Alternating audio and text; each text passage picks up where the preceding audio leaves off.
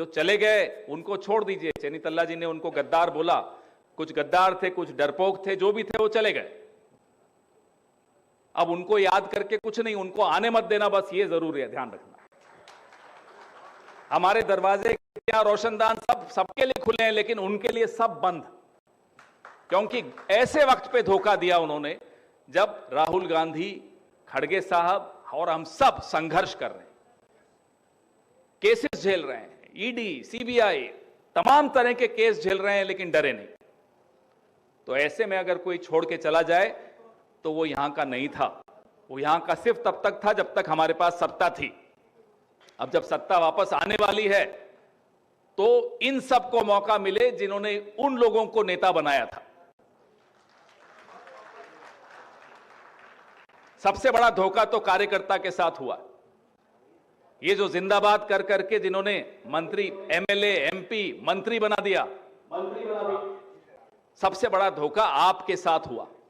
और उस धोखे का बदला आपको क्या करना है बताइए, क्या लेना है, कैसे लेंगे आप?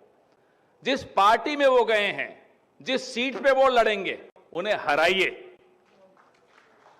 फिर उनका मुंह देखने में बड़ा मजा आएगा आपको, और पिछले 10 साल का संघर्ष का हिसाब वहीं हो जाएगा। अब 17 तारीख आ ही रही है, हमारी भारत जोड़ो न्याय यात्रा भी यहां आ रही है। एजेंडा इतना अच्छा दिया, पूरे देश की राजनीति की दिशा, नौजवानों को आपने पहली नौकरी पक्की और भर्ती भरोसा कहकर आपने दिशा बदल दी। ये करते रहें जो करना है, आपने एजेंडा सेट कर दिया है। अब पूरी चर्चा सिर्फ और सिर्फ नौकरियों पे करनी चाहिए।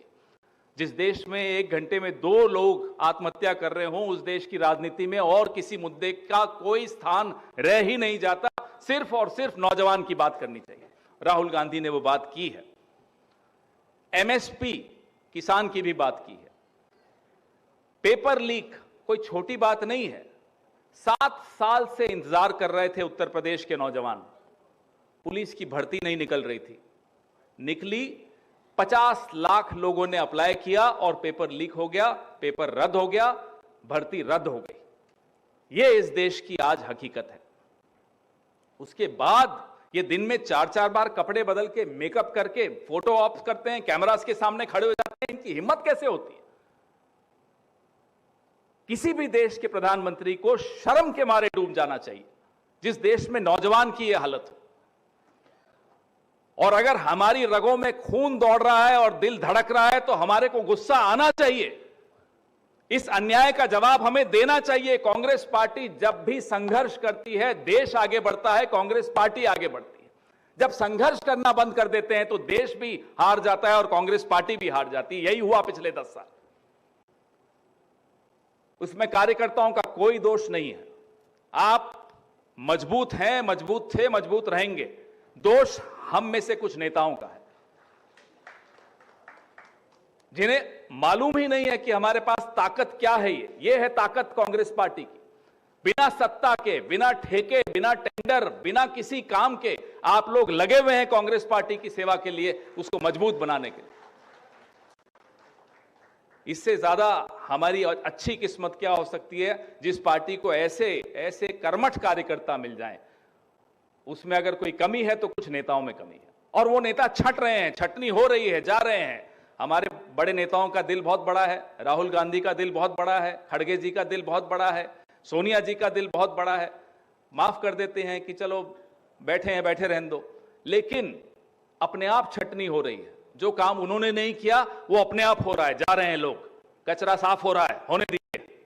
कहते हैं कि प्यासे रहो न दश्त में बारिश के मुंतजिर, प्यासे रहो न दश्त में बारिश के मुंतजिर, मारो जमीन पे पांव कि पानी निकल पड़े।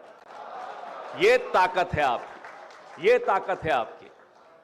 इंतजार मत करिए बारिश का, मारिए जमीन पर पांव, पानी निकल कर आएगा। इसी कार्यकर्ता ने, इसी जोश ने, इसी जज्बे ने, इसी शिद्दत ने आजादी दिलवाई थी। महात्मा गांधी, पंडित जवाहरलाल नेहरू, सरदार पटेल, नेताजी सुभाष चंद्र बोस ये अकेले क्या कर लेते? आप लोगों ने, आप जैसे लोगों ने आजादी दिलवाई थी। इसलिए डरिए मत, निर्भय बनो, घबराने की कोई जरूरत नहीं है। वक्त आपका शुरू होने वाला है। लक्ष्य आपको दे दिया है, एजेंडा राहुल गांधी और मल्लिकार्जुन खड़गे ने सेट कर दिया है।